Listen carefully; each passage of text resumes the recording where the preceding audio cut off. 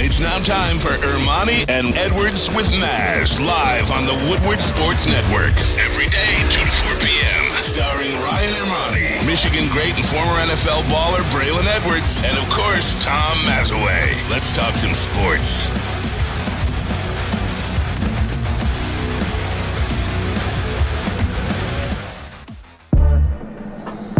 Let's talk some sports. It is Tuesday, December 27th. Ermanni and Edwards with Maz. Woodward Sports Network, woodwardsports.com, fox2detroit.com, and you can watch us on Tubi as well. Fox 2 on Tubi. You can sit and watch us right there. Why Who not? knew? Hey, Stick is in for Braylon today. Braylon will be back tomorrow. Maz is out. Stick, how are you, my friend? Good afternoon to you. I've had better days. An hour and 33 minutes I've been on hold trying to cancel a service. Get out of here. It's on mute right now, but so I may have to step away at some point just to say thank you. I am canceling my service. What service is it? Can you share? You know, like we work in the entertainment industry. Yes. We never know who's going to want to advertise with us down the road, so I don't want to bash them too bad, but it's a cell phone provider. Okay, it's a cell phone provider. Yes. Okay. I want to cancel my service, and it has taken me an hour and a half. That is incredible. Yeah, awesome. Because Love you it. don't speak to people anymore. It's all bots. I tried the chat bot, and it just kept sending me to this link. Then I finally called, and then they just chatted me up for an hour. Then I had to be transferred to the mobile department, and they chatted me up. And it looks like it's getting all worked out, but I want to throw this phone right there on Woodward, right behind you. This is the most annoying thing ever. I think that would be appropriate to do on a day like today. Fletch is with us as well. I have to say, with Maz out, Fletch and JB have been sharing in some responsibilities here, and Fletch made the great rundown today. And I have to say, I feel like I have a tear in my eye. Yeah. Because Fletch is growing up right before our eyes over here. My goodness, Fletch, good afternoon to you, buddy. How you doing, young man? Oh, that's yep. Maz. That's Maz.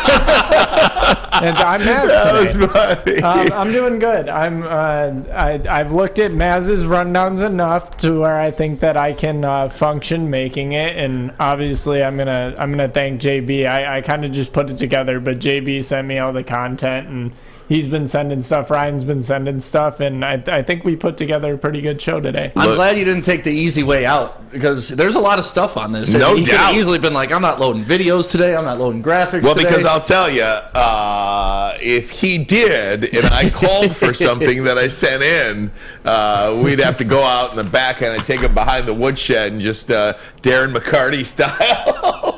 I'd love to see you Take back turtle Fletch. take back all the nice things I said. JB, the great JB himself. How you doing, bud? I'm doing good. How you guys doing up there? Doing good, man. And I have to say, I love the gear that he wears. He's always representing something, be it a Clark Griswold movie, be it a Woodward Sports. You represent, my friend. I love that about you. Of course, always. That is the City Edition Woodward Sports hoodie that's available on our store right now. The Pistons came out with their own version of it, so we kind of spoofed it and take a step back so they can see it on the full cam. Look at that. And you can get that. That would be nice if two would be playing. Yeah. Because they could have used them last night. I want to get into that right off the top. And by the way, we've got Dan Miller today coming up top of hour number 2. We'll get into some Michigan football as well. Media day today for the Fiesta Bowl. We'll share some of the sound with you later on in the show. But I do want to start with the Pistons. What an ugly performance last night. What an epic performance last night. Late in the game, I think the third quarter when they were down 15, and then all of a sudden you look up and they've got a 14-point lead with 3.5 to go. And admittedly, the Clippers wave the white flag. They take out Paul George. They take out their starters. And Greg Kelser even said it on the broadcast. Look at L.A. waving the white flag. Dwayne Casey said it after the game. I've been involved in the NBA for many, many years. Those are situations you pray for when you've got a team like the Clippers against a Pistons team. I've never seen it happen before. When you wave the white flag, when you say we are taking the L here, to have that team come back and win the game, 16-2 run to close it out, to send it to overtime. ultimately, in overtime in the last couple of minutes of regulation, a 30-5 run. I've never seen anything like it. Yeah, well, and that's factually correct. We've only seen it twice in 12,000 games when a team is up by 14 points. Is that right? Yeah, that's the statistic that our own Jeff Iafrate gave this morning on the morning show. So now it's 3 times in 1,200 and some change games. But yeah, that's incredible. It's tough to blow a lead like that, especially like you said. They brought in their bench. They were just like, all right, we're just gonna. But I don't know, man. It was when I was watching it, all I could think of is this is very SOL of the Pistons. Like that's what it was. A team setting a record against the Pistons and then blowing a huge lead. Yeah, I'm very disappointed in the Pistons this year, and obviously Cade Cunningham is out. We've had guys like Tim McCormick on who said you could bring back Red Auerbach or Phil Jackson, and they would not be able to coach this basketball team into many other wins than they have right now. But at the same time, you've got to be able to close out that game, JB, last night. And I'll go back to this about Dwayne Casey, my man. You can't lose that game. You as a coach, I think, have to stop the bleeding at some point. Yeah. And that was not the case. These guys, they just don't have a killer instinct. How do you learn that killer instinct? I don't know unless you actually do it, but that was as epic a collapse as you will ever see an NBA team go through in an entire season. It was embarrassing. It was really embarrassing to watch because you had them on the ropes, and for some odd reason, you just let off the gas. I don't know what it is. I feel like maybe it could be partly just, draft pick, Maybe they do want that Wembanyama guy, but at the same time, come on, you're there to play. Like, don't wave the white flag that early. The most embarrassing part to me was they decided to put Paul George back in at the end of the game, and Paul George ends up missing his free throws, and they're like it was just so bizarre. Like, oh, we got to get our starters back in there because we have a chance to win, even though our bench is the one that got us back in the game. And you can't lose that game. You just can't. So I've been critical of Dwayne Casey this season and really last season, in just terms of the development of the players and the Detroit Pistons. And I think Dwayne Casey, when I saw the post-game show last night, I'm thinking to myself, this is such a nice man. He is such a gentleman. Yes. Like, I want to hang out with Dwayne Casey because I think he would make me a better person. Yeah. But I'm not sure that's what this team needs. I think this team needs somebody that they absolutely fear. Somebody that is going to get after these guys a little bit, kick them in the butt a little bit. It's almost like a parent relationship. Like I always kind of make a joke of the fact that I think I'm raising soft kids.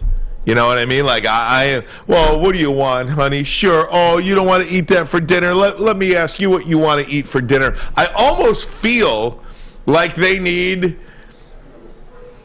like a drill sergeant almost. Somebody call Larry Brown back. So play the right way. I mean, just that kind of mentality of somebody who's going to get after them.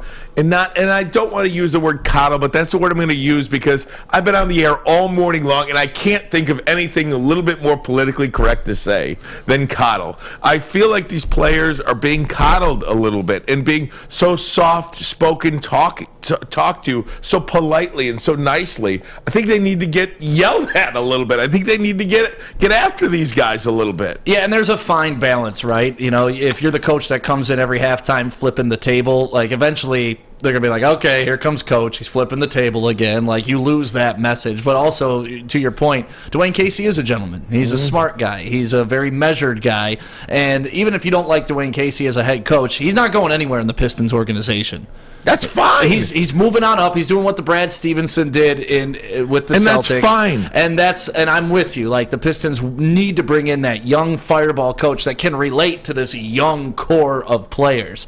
Because whether we want to admit it or not, things have changed over the past 15 years about how you can coach athletes. The hard-nosed coach of the past does not survive in any sport now. I mean, you saw Matt What about Patricia. Dan Campbell? Somebody just tweeted in Dan Campbell, a Dan Campbell type fiery guy that you respect. Fiery, yes, but he's not a hard-nosed guy. Like, you've seen Dan, like, he's a approachable, hard-nosed guy, right? Like, I'm talking the guys that would just rip your head off. Yeah. Like, those, the Bobby Knights of I'm the not world. talking Like, about those Bill, are gone. I'm not talking about Bill Parcells or Bobby Knight. Yeah. But I am talking about a fiery coach. Yeah. You know, like Outspoken. even a Sean Payton type guy. You know what I mean? Somebody like that. Look at, and I'm going through a lot of NFL coaches, but look at Steve Wilkes getting after his guys on the side. Somebody like that. Yeah. Yeah, I don't know what this team needs. It's a young core, so you want a coach that can guide them through this. But to your point, these guys, it appears they need a kick in the ass. You know, that's what needs to happen for these guys, unless everybody's conspiracy theories right and we just tank it. And I almost called him Jason Maxiell, but Isaiah Stewart after the game last night was like, this is unacceptable. We cannot lose that game. We need to be better down the stretch. We absolutely need to close out that game. And again, the players, you can talk about this tanking and Victor Wembanyama or whatever the hell his name is and all that, and I want him to. But now all you got to do is finish in the bottom three, and you have the same amount of odds. So, I mean, the tankathon continues, and that's really great. But those players out there are not trying to lose that game. The coach is not trying to lose that game. Dwayne Casey, I don't know if he's not trying to lose that game, but I can honestly say, like, they want to play. They want to play hard. Ivy, Hayes, Durham, they want to be out there competing as much as they can. I feel like there's just something holding them back, and that might be Dwayne Casey. You know what? A couple of people in the WoodwardSports.com chat have mentioned Jerry Stackhouse, Lindsey Hunter. I mean, those guys would get after these players. You're a little missing bit the more. name that really stood out. Bill Laimbeer. Oh, yes. Give me Bill Laimbeer. I've been calling for Bill Laimbeer for years. I mean, he's won championships at the WNBA level. He is a good coach. He's proven that he knows the game. You want to talk about fiery? You want to talk about somebody that's going to get in those guys' face and motivate them? You bring in somebody with the Pistons lore behind them, that bad boys experience. Not only is it going to sell tickets, but you're also going to get the result that you want, Ryan. Yeah, I'm not sure Bill Laimbeer would work either. Yes, Bill Laimbeer! I'm not sure Laimbeer would work. He is retired from coaching, by the way.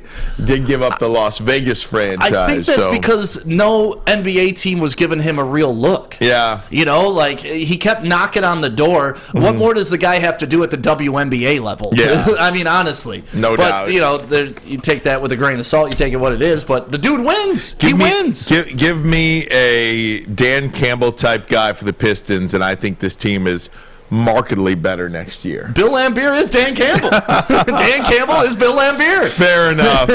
Speaking of Dan Campbell, the Detroit Lions getting back in action this week. We'll do some Lions talk. We'll do it next. Dan Campbell spoke to the media yesterday. We'll have some of those cuts. Also, Dan Orlovsky had some things to say about the Lions on Twitter this morning. We'll share those with you as well. But first, a message from Custom Health Centers. They take the willpower out of weight loss, and who doesn't want that taken away? Whether you need to lose 20 pounds or 120 pounds, Custom Health Centers has you covered. Think of all the ways that weight loss affects your health. Mentally, emotionally, spiritually, physically. Custom Health Centers has over 20,000 success stories. I'd like to believe I'm one of them. I invite you to give them a call today, 844-789-THIN. That number again, 844-789-THIN. Love Woodward Sports? Love wearing clothes? Then you should be wearing Woodward Sports clothes. Check out our full line of merch at woodwardsports.com. Just click on Shop. We have all your favorite designs, like Dan Campbell kneecaps, Beverly Hills Golf, Woodward Golf, and of course, our own logoed out merchandise. Men, women, infants, kids all love Woodward Sports. Impress your friends. Impress your boss. Impress your dog. Buy Woodward Sports merch today. You don't have to go to the beach, man. You don't have to get your butt crack full of sand. You just need a little chili peppers, man, to get that glowing beach chili peppers tan. Woo!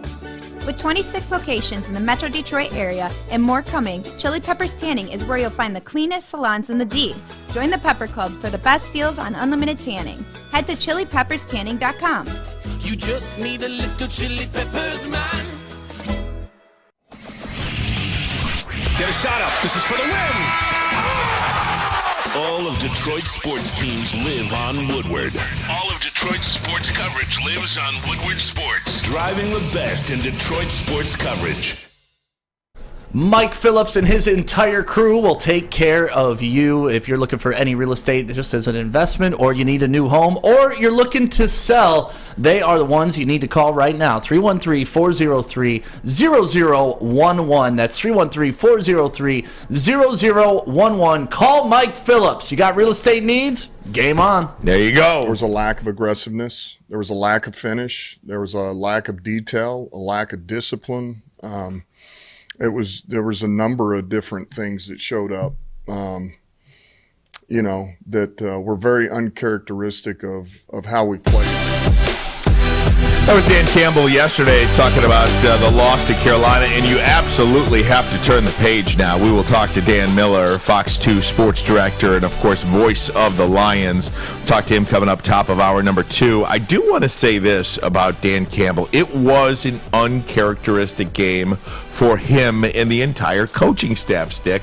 And we mentioned it yesterday, too. I don't think that you gash a team like Carolina gashed the Lions. I think they had 7 plays for over 30 yards. Yep. That's not talent. I believe that's an NFL record. I can assure you that is not talent-based.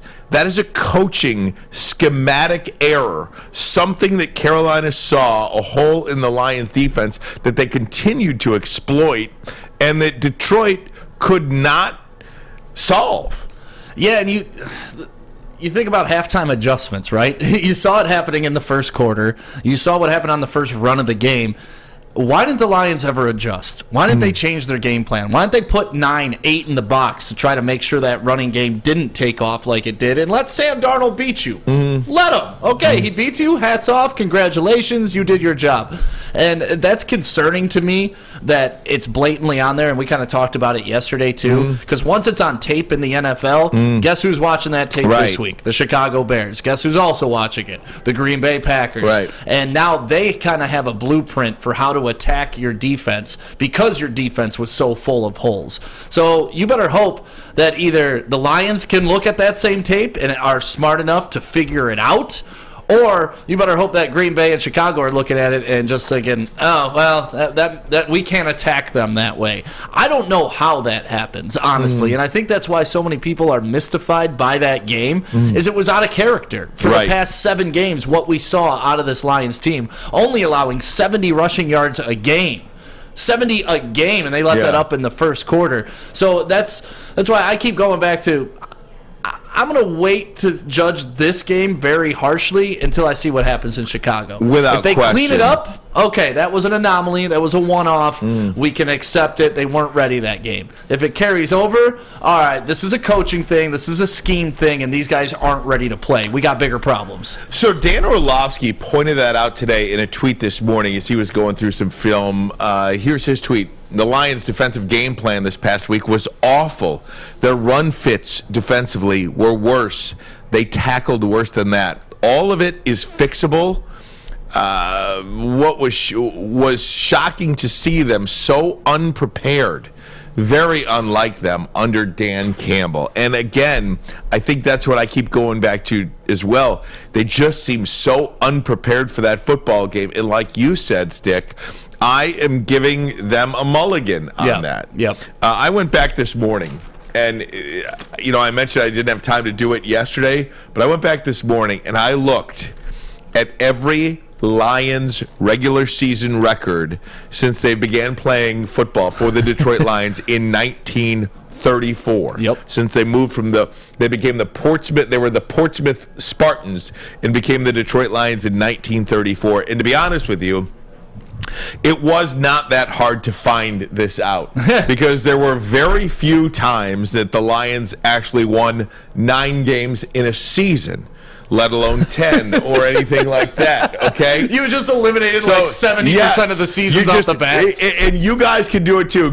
All you have to do is Google Detroit Lions season-by-season records, and they'll pop up, and you can just skip complete decades from when the Millen era? Nope, not going to look there. From when they won 9 games. Yeah. So I was going back, and my goal was to see how many times the Detroit Lions won 9 of 10 games in any season, however you want to slide it. The first 10 games, however you want to slide the schedule. If they've ever won 9 games in 10, because if they were going to close this thing out and finish the season 10-7, they would have had to win 9 of their last 10 games. And do you know how many times they've done that in the history of the franchise since 1934? All guesses. My guess would be 0. Fletch, you got a guess? 3. JB, guess how many times in the franchise history the Lions won 9 games in a 10-game stretch? I'm going to go with 6, maybe? They have done that 1 time. Okay. In the history of their organization. Amazing. I was trying. In the history of their organization. And that was in 1934.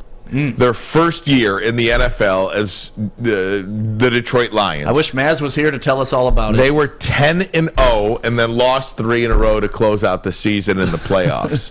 They were 10-0. That year in 1934, their first, and that was it. And since 1934, they have never won 9 games in 10. So I really wasn't sure that was going to happen this year either. So that is why I take this Carolina game, and I'm like, all right, let's see what they do against Chicago, like you say, Stick, and you go from there. Yeah, I don't want to panic, but I also don't want to ignore it. So you're kind of in that middle boat right now, which I think is everybody is with the Lions. You know, because we've talked about their Dr. Jekyll and Mr. Hyde season. Who are they? What do you want to believe? Are they this good? Are they that bad? And you just don't know. You don't have the answers. Nobody does. And anybody who can sit up here or anybody who tells you definitively that they know about what the Lions are going to do, how they're going to win, you don't. This team, it's inconsistent. It's learning. It's young guys. So you expect that inconsistency. Yeah. But what you don't expect, to Dan Orlovsky's point, is Dan Campbell to not have his team ready. And that's what scares you. And that's why you don't want to see it doubled down for a second week. You know, the one thing Dan Campbell did point out, though, was at least in recent history, at least in the second half of the season here, the Lions have responded and stopped losing streaks at 1. This is him talking yesterday about how the best work that this team has done, and you want to see what kind of team they're made of, is when they face adversity. Look, I'm just going to say this again. It stings. It's awful. But, man, it's the best thing that can happen to us, you know, because I think no matter who you are and whatever you do, some of your best work is when you get your face kicked in. I love that line. Yeah, and it's true, right? That really does separate the men from the boys. It's what defines you. The great teams from the good teams and the good teams from the bad teams. Yeah, it's definitely what defines you, how you respond to adversity. And, you know, in football, it's microcosm. You can talk about each play. You got knocked down. How did you get back up and get back in that play? Obviously, this is bigger picture. You got punched in the mouth during a game against Carolina. How are you going to get back up? How are you going to respond? And I like that he's looking at this as an opportunity to grow, not leaning on it and crying about it and making excuses. Dan Campbell has never made excuses. When they were losing a lot, it almost got annoying that he wouldn't make excuses and just say, yeah, we need to play better, kind of what Dwayne Casey's been doing after every Pistons game. Eventually you got to quit talking and you got to start doing better. They did that, and now he's got to kind of go back to that, oh man, it's okay, we got punched in the face, we're going to respond. And that's what I expect out of it. It goes back to the very first week when he was doing the kneecaps thing. Right. You're going to knock us down, but we're going to get back up, and on the way, we're going to take some kneecaps. Well, Chicago Bears, you're on the way back up. Expect them kneecaps to be taken. I do understand, and I appreciate the analogy that he's giving, but I do disagree with him that this is the best thing that this team could face, because you do need a little bit of help now. And that help that you needed, that help that you wanted, was the help you got last week. Yeah. Kansas City did their job against against Seattle, and Washington got their teeth kicked in at San Francisco. So you got all of that help last week. Will you get any more help in the next 2 weeks? We'll see. You just hope, amongst all hope, that first and foremost, the Lions do their job and win the next 2. And you can't win the next 2 without winning the next 1. And I know that's coach speak, and I know that's player speak, and I know that sounds so simple, but when you're the Detroit Lions, when you're in a playoff fight, when you are an organization like the Lions, and you are trying to, I keep talking about this too, you're trying to just bat that stink off you, off your jerseys, off your helmets. You're carrying this stink with you of an organization that has only won 9 games in a 10-game span one time in the history of the organization. That's how bad this franchise has been. Yeah. And you're trying to do something that only one other team has done since 1970, by the way, and that's make the playoffs after starting the year 1-6. The Bengals. You've got to win the next one. You can't come lay an egg against the Bears. And I don't anticipate they will. That's why I'm not even... I do feel like this is a different situation. I don't believe that this team is going to lay down against the Bears and believe, all their seasons or feel sorry for themselves. I expect, and maybe this is where Dan Campbell and the new regime comes in, Stick. I expect the Detroit Lions to play their best football game on Sunday against the Chicago Bears in their throwback gray helmets and blue jerseys in the final home game of the regular season, the final home game of 2022. I fully expect. It's actually on New Year's Day, so it's 2023. Oh, that's right. Yeah, okay. It's the first game of 2023. Right, the first game of 2023. So if I'm Dan Campbell, we're resetting the whole year. New we got a chance to be Lions, undefeated baby. in 2023. There's a lot of talking points that Dan Campbell can get to with that. And, yeah, I fully expect them to take care of business. And if they don't, we're going to have many different conversations. But I think these players understand that if Chicago comes into their house and beats them, everything they did during that 6-1 streak is null and void. It kind of means nothing at that point because you drop 2 games to 2 losing franchises. You give up your playoff hopes. It's just everything good that you did is immediately washed away by 2 games. Do you think that's going to happen, though? Like, where are you mentally with that? I want to ask you that. Save your answer there because I understand. I totally agree with you that if they lose, everything seems to be wiped away. Yeah. But I just don't see it happening. Like I said, I think they played their best football game on Sunday. I want to ask you, do you believe that's going to happen? And I'll tell you why I want this team to get into the playoffs so bad. And it's got nothing to do with history or anything like that. There's real reasons that I think this team could be dangerous in the NFC. We are going to take a break. Come right back. Stay with us here on WoodwardSports.com. Introducing the Planet Fitness Guide to getting that post-workout glow. Step 1. What's your why? More epic energy? Better sleep? Blow off steam? Step 2. Join Planet Fitness for just $10 a month and get moving in our clean and spacious clubs. Step 3. Bask in that post-workout glow. Join Planet Fitness today for just $10 a month. Join today at any of the 50-plus Detroit area locations.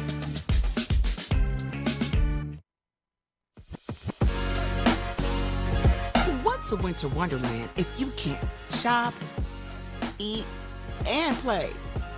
Lucky for you, you can do it all at the Downtown Detroit Markets, Cadillac Lodge, and the new winter version of the Monroe Street Midway, all located just across the street from Campus Martius Park.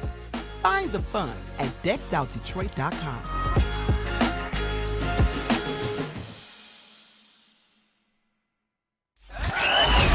We are the network for Detroit by Detroiters. Welcome to the Woodward Sports Network. The holiday season has come and gone. I guess we're still in the midst of it because New Year's is coming up, but the big gift-giving season has already come, and Swiss wants to remind you to ensure those gifts of jewelry and collectibles, and you can do that through them. In the last 2 weeks, Swiss has saved its clients an average of 26% on its insurance premium, so before we roll into 2023, make sure you get all the savings that you can on all the insurances that you have: health, house, car, all of it. Swiss Insurance can deliver it to you. Just email mark@swissins.com. That is mark@swissins.com. Do it right now. Let them know that Woodward Sports sent you. Welcome back, WoodwardSports.com. Ryan Ermanni sticking for Braylon. Maz out this week. Braylon back tomorrow. Fletch, JB, Dan Miller going to join us top of hour number 2. Got all that? I got it. Good, very good. I'm excited for Dan Miller. Yeah, absolutely. Thanks for spending some time with us here on WoodwardSports.com. Of course, Fox2Detroit.com, the Fox 2 News app. And now you can watch us on Tubi as well. It's a free streaming service that you get on your TV. Check us out there as well. Stick, you have been talking about if the Lions lose to the Bears, I think that wipes out all the goodwill that we have seen from Dan Campbell in this organization. Am I correct and accurate so far? Pretty much. I mean, I hate saying it wipes out all the goodwill because they did beat the Vegas odds this year in win total. So, I mean, you're going to have to accept that 7 wins is a positive season for where this is trending. But you're also, if they do lose this game, you're also going to have to accept that you just kind of put a bow on it and set it away and put it on the shelf and be like, nothing special about it. There's nothing special about that season. Right. It happened. Let's try to do better next season. Right. Okay, so second part of this discussion. One, I fully anticipate this to be a one-game aberration and that the Lions will play their best football game on Sunday against the Bears. That's my expectation. I, not for 1 second, think that they revert back to old ways and lose to the Bears. Could it happen? Sure. I just don't anticipate it. Where are you on that? Do you think it's like, where are you on that? Let me just leave it there. As a beaten down Lions fan for my entire life, I feel like every time I get comfortable is when I get smacked in the face. And last week, I was comfortable with the Lions going into Carolina, and I thought there's no way they're going to drop that game. There's too much on the line. They're finally favored on the road, and it didn't work. It just didn't come to fruition the way it was supposed to. So as confident as I am that the SOL is dead, I also understand that the minute you think that is when SOL comes rearing its ugly head and teaches you a valuable lesson of, hey, you're smarter than this. You've learned this. You've been through this. Don't be stupid again. And that's just my PTS Lions stuff happening. You know, like I can't help. I don't blame you. I guess I don't blame you. Nothing's official, right? Nothing's promised to this team ever. Even if you're up 21-0 with 2 minutes left, nothing's promised. I do not blame you for that. I am past it. I'm past it until I see it again. Does that make sense? Yes. Like, I need to see them lose to make me think that they're going backwards instead of the opposite, anticipating them losing. Yes. I'm now anticipating them winning. I want Green Bay to win this game on Sunday so that it becomes Detroit and Green Bay for the final playoff spot at Lambeau on Sunday Night Football. Like, I'm welcoming this stuff now because I do believe it is different. Maybe I'm the idiot here. I'm welcoming it because I want them to prove that they're different, right? Like, that's why I want that game to happen. It gives them an opportunity to even further bury that SOL moniker. So let me show you this, okay? This is Pro Football Focus. Or, excuse me, Pro Football Talk. Their power rankings for Week 16 through Week 16. So we're going to get that up in a second. But, and again, it's just an opinion, right? Based on their math and their numbers. But the Lions, despite getting absolutely blown out of the water in Carolina, only dropped 1 spot this week. So Pro Football Talk has them ranked 12th this week, down 1. Notice who they're ahead of? the Giants, Commanders, and Seahawks. All the teams that they're vying for that final playoff spot. Also, and Packers. Do you see the team and Packers? You see the team that's ahead of them? 49ers, Eagles, Cowboys, Vikings. There are only 4 teams in the NFC ranked above the Detroit Lions. That is why I want them to get into the playoffs so freaking bad. Because I just think if you get in this tournament, Stick, if you can only get in, you can do some real damage. Yeah. And again, I understand if you think I'm crazy. I mentioned it last week. I am not crazy. If the Lions get in, I am not scared if they go to Minnesota. I am not at all. And then what would they do? They'd go to Philadelphia with an absolutely banged up team. That team is as banged up right now as there is in the NFC. And I'll take my chances there. I will. There's one team that scares me. It's not Dallas. It is obviously the San Francisco 49ers because their defense is so good. And Shanahan's just brilliant. Again, but Deebo Samuel is hurt. Yep. Even if he plays, he is hurt. That high ankle sprain is a really difficult injury to come back from. They still got McCaffrey and Kittle, though. Sure. I mean, I understand. Yeah. But they also have Brock Purdy. And I'm not saying that Brock Purdy sucks at all. But I am saying that I don't know if he's Kurt Warner either. Like, I don't know what this guy's going to be like in the postseason. And hell, to be honest with you, maybe the Dallas Cowboys go into San Francisco and beat the 49ers.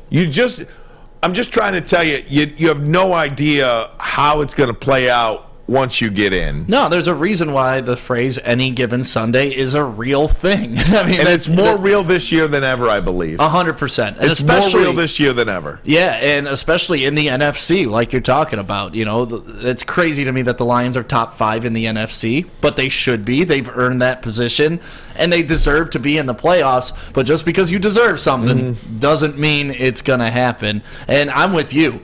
You get in the fight, you got a chance to win the fight. I don't care. It's a boxing analogy too. You know, all it takes is one punch to change a whole thing. All it takes is one turnover. All it takes is one injury. Say they do get to play Dallas and Dak finally goes down forever, or CeeDee Lamb is injured and they got to rely on Michael Gallup. You know, there's so many things that can happen once you get in the dance. You just got to get in. That's right. And that's why, that's why I love Jim Caldwell. Even though he lost his 2 playoff games, the Lions were in the playoffs 50% of the time under Jim Caldwell. He was in the fight. Did he win the fight? No. But there's a chance. He could have won the Dallas. There was a chance. One of the aspects about this weekend, too, obviously so many people are going to have an eye on Washington and the Giants and Seattle.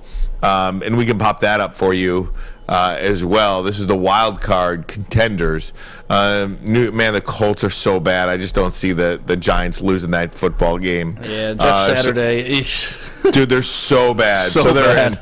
in Washington. Are they going to lose one of the next 2? I think Seattle will lose one of the next 2, especially this week. I think they lose to the Jets this week. So there you have the Lions and the Packers. I'll tell you this. There might not be a game more important to the NFC Super Bowl than Minnesota at home, Minnesota on the road at Green Bay. Yeah. Because if Aaron Rodgers does get in as a 7 seed, once again, and you could just sling it around in the fight, and you are not a 1 seed where everybody's gunning for you. Right. You are just a 7 seed that you can go freewheel it and do whatever you want. And hey, you take the shot. Hey, we were 4-8. We made the playoffs. That is a game. If you are the Minnesota Vikings, you are going to treat that game like a playoff game, because can you imagine losing this football game and having Green Bay come beat you in the first round of the playoffs?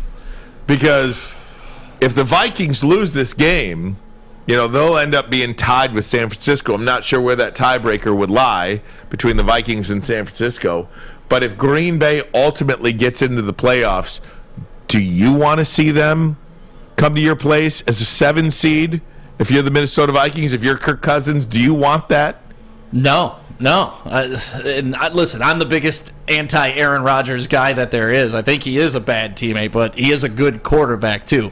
Not the great quarterback that everybody tries to give him the flowers to be, just because you can't just have one Super Bowl and fail over and over again in the playoffs and me consider you great. There's a lot of quarterbacks with one Super Bowl.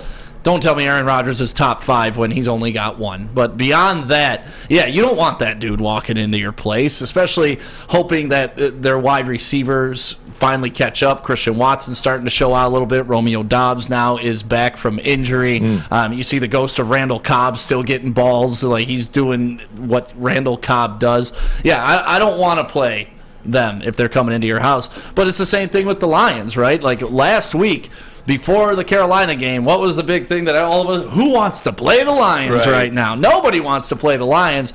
Now everyone's like, oh, yeah, we kind of play the Lions. We just run all over them like Carolina did. But, Aaron Rodgers is dangerous. That's the last team to get in the playoffs is pretty dangerous. I don't consider New York a threat. No. I don't consider the Commanders a threat. And I really don't consider the Seahawks a threat. It's between the two NFC North teams, the Lions and the Packers, who can get in and win that first round. I definitely think they can absolutely win a football game if they get in, both teams. But like you said, I don't think that Washington can win a game, Giants can win a game, or Seattle can win a game.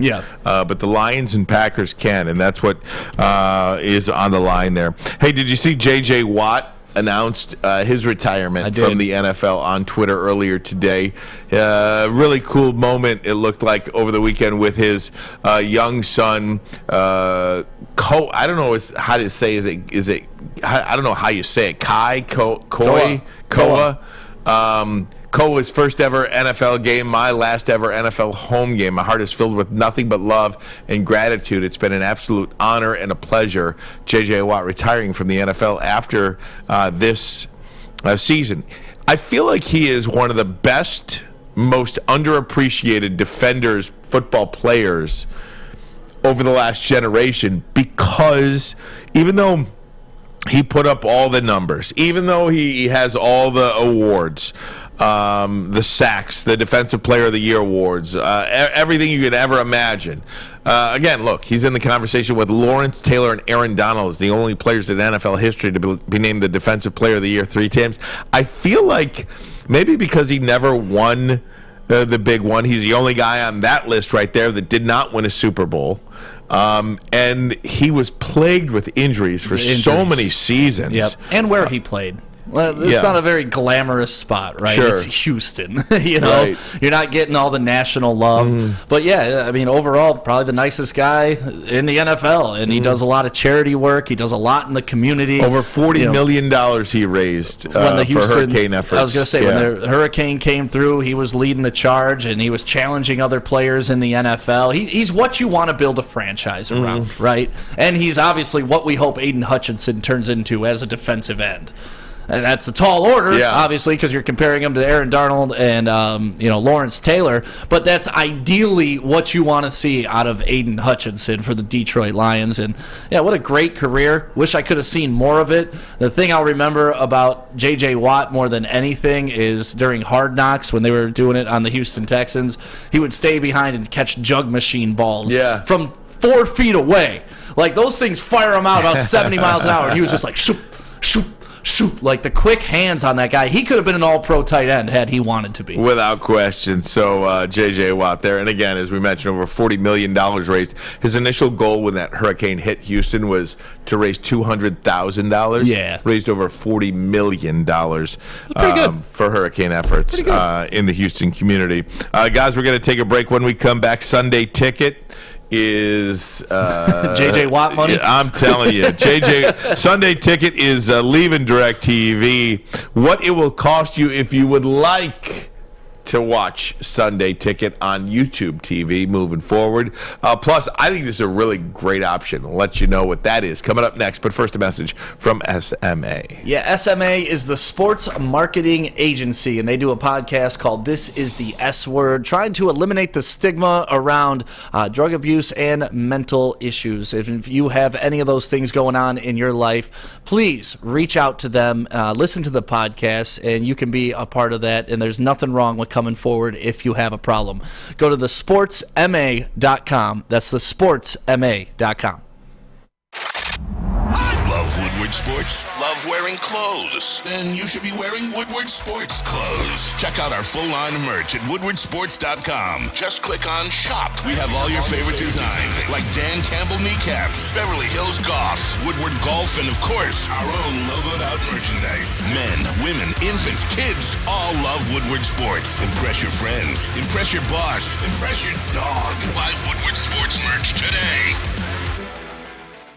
By now you know me, Christina Gennari, as the obvious choice in real estate. And you know my website, soldchristina.com, as your #1 resource for buying or selling your home. Myself, along with my amazing staff, pride ourselves on making your home buying and selling experience a relaxing and easy one. Come see why we are the obvious choice. Christina Gennari at soldchristina.com, the obvious choice in real estate.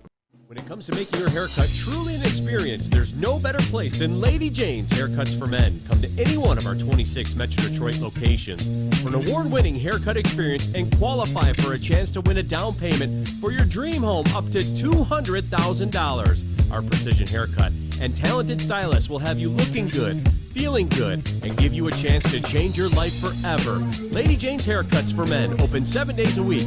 Walk in anytime. It's wicked awesome. Woodward Avenue, the first paved road in America. Woodward Sports, the first sports network born in Detroit and made for Detroit. Cousins Maine Lobster brings the best of the Maine coast to Detroit. Try the variety of sweet, succulent Maine lobster menu items at their two food truck locations rolling around the city today. You can find their schedule on cousinsmainelobster.com. And Stick, I believe you said there we're in Romeo today? Yeah, if you scan the QR code, it'll let you know where they're at throughout the week, so too. Definitely check out that QR code, scan that QR code, and use the mobile app as well. You can easily order things ahead of time, and always you can earn some reward points as well. Oh, that lobster food truck. Oh, man, that was good. Amazing. Scan that QR code. Yeah, I just did right now. Where's it right now, Stick? Yeah, till 5 o'clock. They are in Romeo, Michigan, 200 North Main Street in Romeo. Tomorrow they will be in Chesterfield and Ferndale from 5 to 8 p.m. Ooh. They'll be in Ferndale. Man, I may hit that up tomorrow night. No doubt. Sounds like a great place to be. Oh, honestly, like that buttered lobster. My mouth is watering. I do filthy things. What are you guys doing on New Year's? Do you guys go out? Do you guys go to...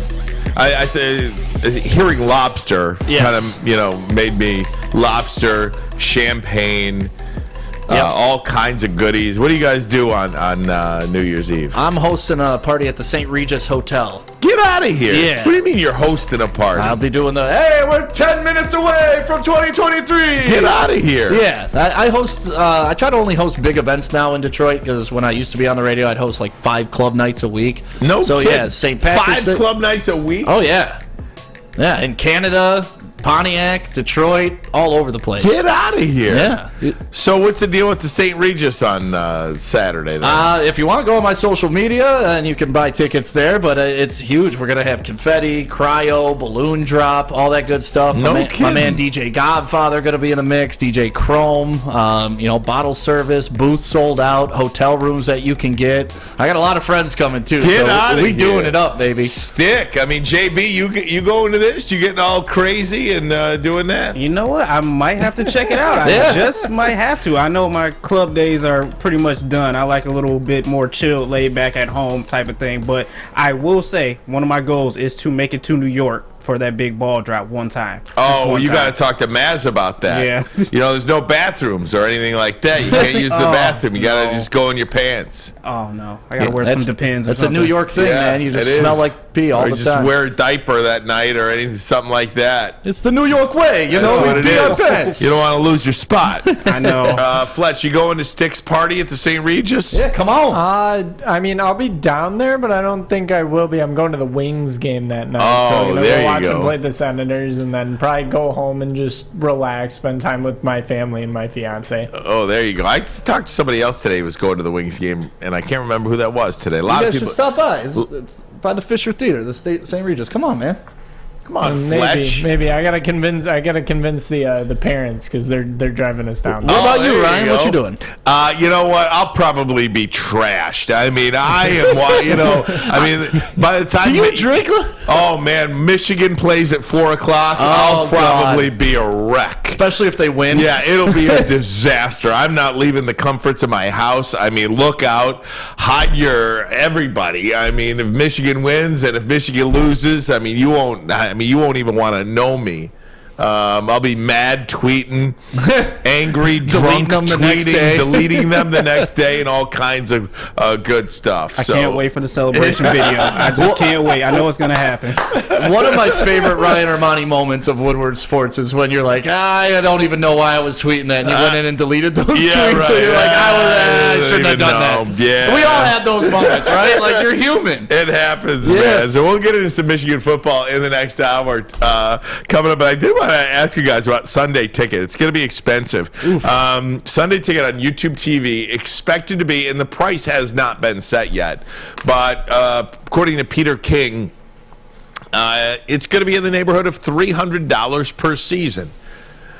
Now that seems to me, and again, I don't know if I hate to say this, but that seems to be very reasonable to me to be able to watch any NFL game and every NFL game that you could possibly want to watch. I think it's like $280 now. Yeah. So and I don't have DirecTV, so this was never an option for me. Yeah, me too. But I think on YouTube it seems pretty legitimate. Now, there are many times where the Detroit Lions have been bad and you felt like stuck that you only got to watch the Lions. So DirecTV Sunday ticket was a good option for many years. Now, at least the Lions are good, and I don't feel like I'm missing out so much because the games of the week they usually have. Yeah, well, and I like the option that they had up there, too, that you can pick a single team. They may have a cheaper version for a single team. That to me, is very cool. Yeah. If you are, if you grew up in Detroit, but you went to college and got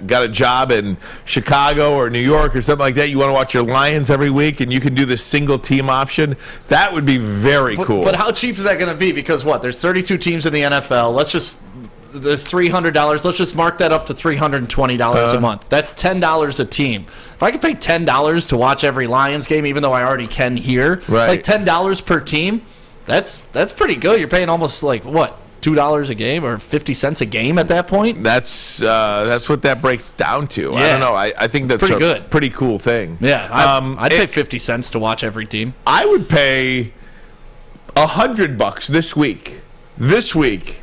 If I could just keep flipping back to the Giants in Washington and Seattle. It would be worth it to me as a sports fan. This is when I would want to do it. Yeah. Now, here they're capitalizing on all the gamblers out there. Well, that's why I love the NFL Red Zone, too. It's kind of the cheat code. You don't really get to pick and choose, but they give you at least all the good moments of every game, right? But if you're a gambler, like a serious gambler, you are all over this because you want to be able to watch the games that you have invested money in or thrown money away on, I should say, because there aren't too many people that are actually winning on there. But if you're the fan of the Lions, let's say, this would be a good opportunity, I think, to just keep flipping back to Washington, Seattle, the Giants, and seeing what happens there. So we'll see how this plays out. Smoking in the WoodwardSports.com chat said my computer died. They've been paying it for years. So, Smoking, how much have you exactly been paying for the Sunday ticket? That's the one thing that we want to know. Patty Grimes saying $75 a month for 4 months. That's what it breaks down to if you're comfortable with that. However you want to break it down, that's fine. And then people are saying it's going to be very easy to hack these and pirate and illegally stream these games as well. Well, I mean, of course. I mean, there's that.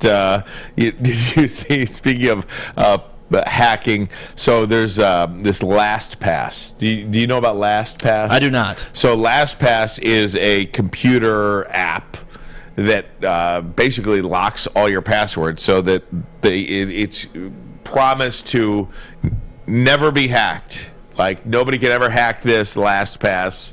Very safe. You know what was hacked last week? LastPass. It was every time, man. Every single time. There's no doubt. So that's pretty funny stuff there. Yeah. Hey, I did, before we get to Dan Miller coming up top of the hour, I wanted to ask you about this. Justin Jefferson broke Randy Moss's receiving record. Do you think Justin Jefferson is not as... Do you think he's appreciated as the number one wide receiver universally, transcending football? Because I feel like Justin Jefferson, we know he's great, but I feel like he hasn't broke through... what's the word I want to say? I feel like he just hasn't broke through... like a Jerry Rice, like a Randy Moss, and been this just transactional, transformational player across like sports. I feel like the average person doesn't know Justin Jefferson's name. Now, the average NFL fan does, right? But I feel like the average person, that's how good he is. And I think that's a fair point to make. Like, he hasn't transcended beyond football. Yeah, I think that's kind of what you were going for. I cannot believe I've not seen Justin Jefferson anywhere. Yeah, he's not in a chunky commercial. He's not like Baker Mayfield selling his house, outside the stadium. Yeah, he's not really getting that national love that you would expect the number one wide receiver in the league to get.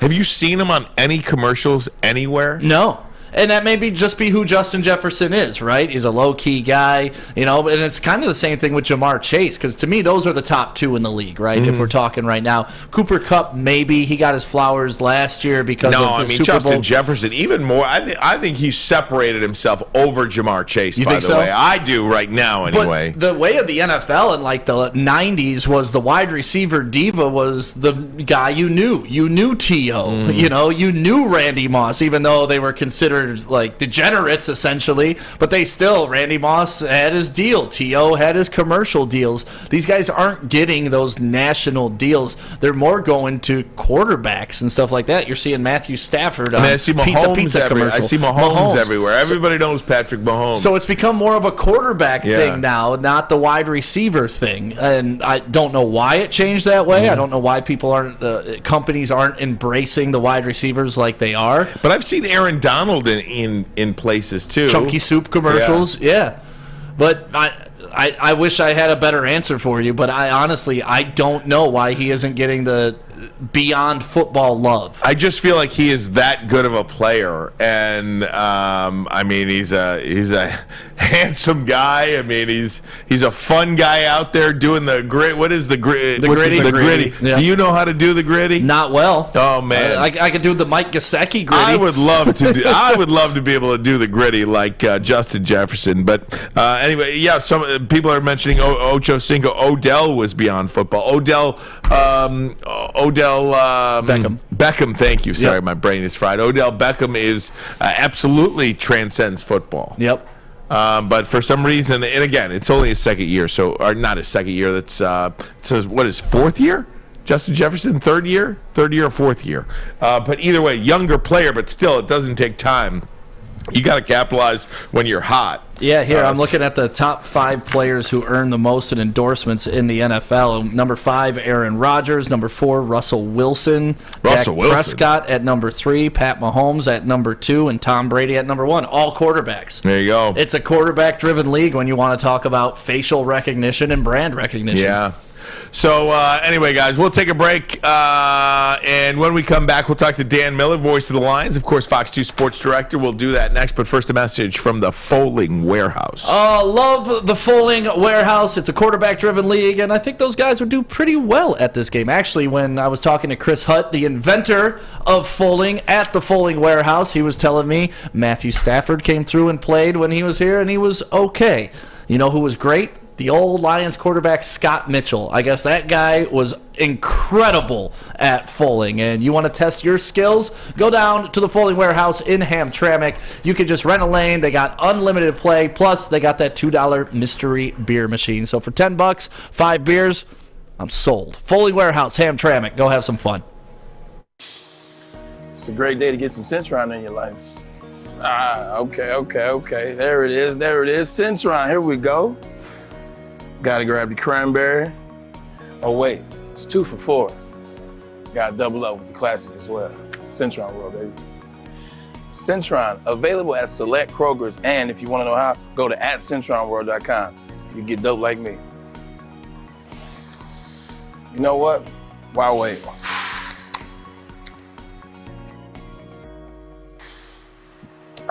Great taste, guaranteed.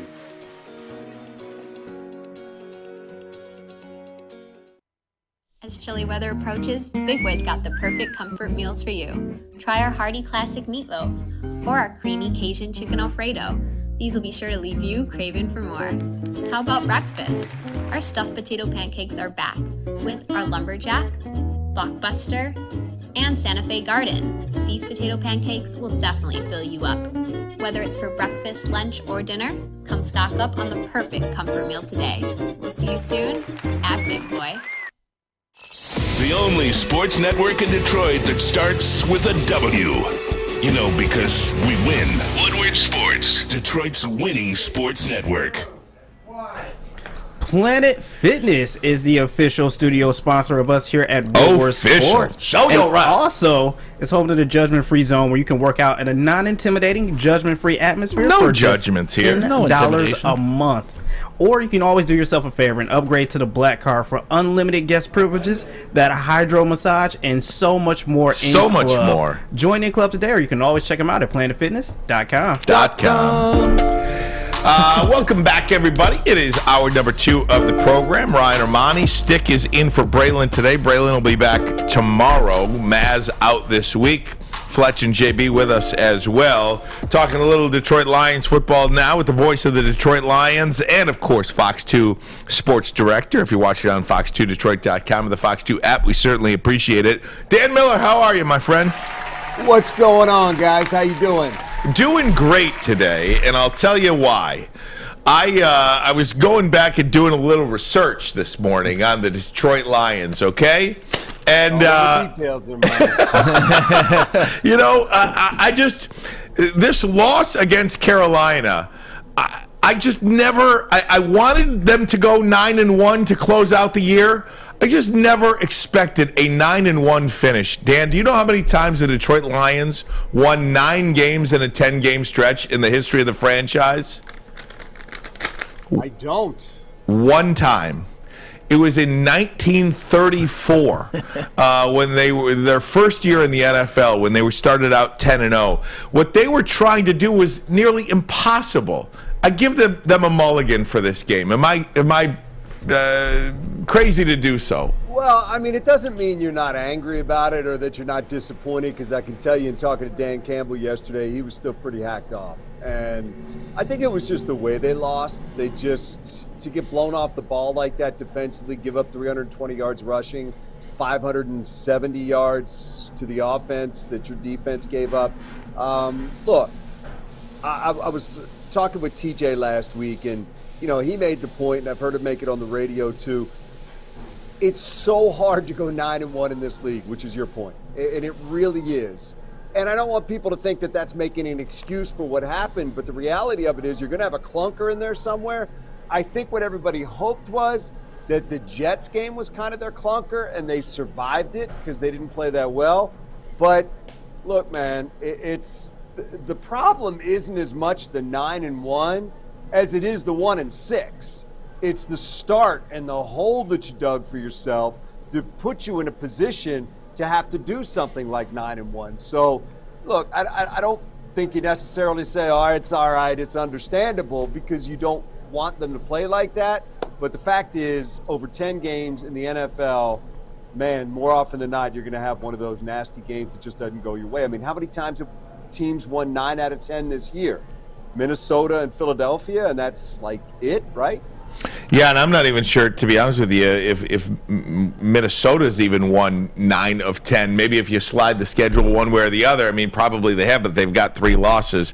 Philadelphia certainly has. But it's just a hard thing to do. Dan Orlovsky pointed out today on Twitter, I don't know if you saw the tweet, that the Lions just weren't prepared to play that game. And 320 yards rushing, is that a schematic thing? I feel like the coaches for the Carolina Panthers saw something in the Lions defense. I mean, they have 7 or so plays of over 30 yards. Yeah. Is that scheme?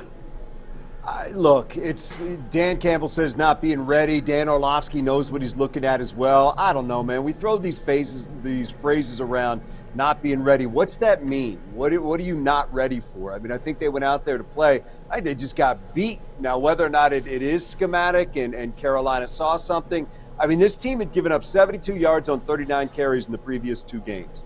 So to give up 320, I don't know, man. You can pretty much say whatever you want. It's probably going to be right, because that just wasn't good and it was nowhere near what they're capable of. But I think sometimes there's phrases that we throw out, and I don't really know what they mean. I guess you could say they weren't ready because they didn't come out ready to go. So I don't know. Does that mean that you slept through it, that you didn't take them seriously? I don't think that's the case. But I think there's bad days at the office and days where the other guy just maybe comes out a little more fire than you had. They were coming off a brutal loss. Their coach had said they were going to get back to basics. They were going to get physical in practice, and maybe that's what showed up in the game. And I just left Dan Campbell recording something with him, and he's saying that has to be us this week. We have to be the team that's hacked off this week because we just got our tails kicked, so we got to come out and play like that. Yeah, that's something that we've been talking about on the show, is that they can't double down this week on it. Then we can start to have a whole different conversation about a whole different set of concerns. One thing that I'd like to ask you, Dan, is you're at these games, and when I'm live at a game, I kind of like to watch the sideline, watch the interaction of the players and the coaches, and see the energy there. Did you notice anything different in this past game against Carolina on the sidelines? Like the team just wasn't into it? They weren't like patting each other on the back? Was there something that we didn't see on the television broadcast that maybe you picked up on while you were there? I didn't, but to be honest with you, I don't watch the sidelines a whole lot unless there's something that pops on the TV out of the corner of my eye that I got to see, an interaction between somebody or something. I mean, we're pretty locked in on what happens on the field. I really didn't notice anything out of the ordinary other than the fact that the other team was fighting them for 60 minutes. I don't know, man. I feel like we can dissect this. We can talk about what happened. They got beat on the field. And whether that's preparation or in-game adjustments, whatever it is, I don't know. But the fact is they haven't stayed down long this year. And that's who they have to be this week. They really haven't let one loss beat them twice. Other than the New England game, they've been in pretty much every game up until this one. And that's the resiliency they have to show this week. If you don't have that, well, then you're going to be, out of luck when it comes to making the playoffs in all likelihood, because you're probably not going to get that much help. You just got to be ready to play a divisional opponent who, let's face it, Bears want to ruin their season. The Bears want to come in here. They're on a losing streak. They've won 3 games all year. They've played hard, though, and they want to come in here and end the Lions season. So you better be – whatever Carolina brought, I guarantee you Chicago's going to bring that, because you got a bunch of young guys that are playing for jobs. They want to take another divisional opponent and make them just as miserable as they are, and pretty much ending the Lions season would do that. Hey, Dan, the last 2 times the Lions lost a football game, they went on 3-game win streaks. So, like you said, one game hasn't beat them twice. I anticipate them to play their best football game this Sunday against Chicago. Is that something that Dan Campbell, obviously you just got done talking to him, does he anticipate that? Does he feel like this is, hey, enough of that, we'll keep going here? Well, I got to first emphasize what I said before. He was not happy after that game, nor should he have been. But I talked to him yesterday and I talked to him today. And yesterday, 48 hours after the game, you could still see the steam coming out of his ears. I mean, he was just, I don't think he knew what hit him. I don't think he expected that. I think the tape told the story of his guys just getting beat all day long. And coaches don't like to see that. So, Ryan, based on what we've seen this year, I anticipate this team will come out and play well against the Bears on Sunday. They've bounced back from tough losses. They've been able to back up wins with other wins. They haven't really, come out other than the New England game and the Carolina game and thrown a clunker out there. So based on what we've seen this year, I have no reason to expect anything other than at home, which has been phenomenal all year. The Ford Field fans have been unbelievable. That they're going to get back to business and play like there's a lot at stake, which is probably at its core. The most disappointing thing was this past weekend with so much at stake, they didn't play the way you would think that situation would call you to rise to the occasion. But let me say this. The one thing that does hack me off that I hear people say is as soon as something's on the line, they're the Lions or they're right. SOL, which I don't even go for. It's lazy. It's just most people would say that are lazy. But I think that don't tell me there was nothing on the line against Minnesota. Don't tell me there was nothing on the line against the Jets. Now, I understand that things go up, but people make it sound like this was the first important game they played all year and they just fell apart. That's not true. You had to beat a first-place team. You had to beat a Jets team that was fighting for a playoff spot. I mean, you can go back. Since they were 1-6, every game has pretty much been do or die for them just to get back to this point. No doubt. Hey, Dan, I want to hit two other things with you if I could. First and foremost, the Detroit Pistons. That was as epic a collapse last night as I think we've seen. What was the stat, Stick? You said 2 out of 12,000? Something crazy like that. 14 with 3 minutes to go. Yeah. Yep. If I feel like Dwayne Casey is such a nice man. Such a gentleman.